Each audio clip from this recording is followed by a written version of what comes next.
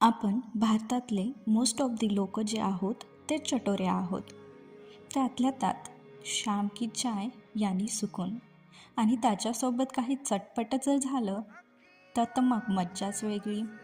तर चला मग बनवू असंच काही चटपटीत. त्याच्यासाठी सगळ्यात अगोदर मी 2 टोमॅटो आणि कोथिंबीरचे जे आहे ते पेस्ट बनवून घेतली आहे. त्याच्यानंतर एका प्लेटमध्ये गव्हाचं पीठ आणि रवा, जेवढं गव्हाचं पीठ तेवढाच रवा, त्याच्यामध्ये नंतर जे आहे ते ओवा, जिरे हे टाकून घ्यायचं आहे.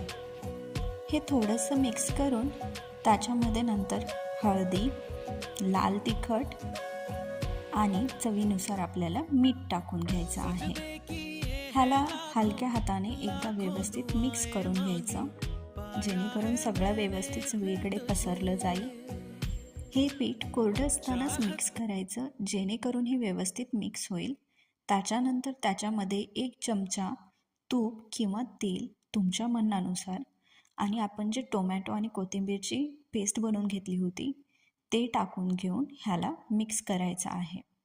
आणि हे मिक्स करून घेऊन झाल्यानंतर त्याच्यात गरजेनुसार पाणी टाकून आपल्याला एकदम घट्ट असं पीठ ह्याचं मळून घ्यायचं आहे. हे पीठ मळल्यानंतर त्याला थोडंसं तेल लावून 15 ते 20 मिनिट हे पीठ झाकून ठेवायचं.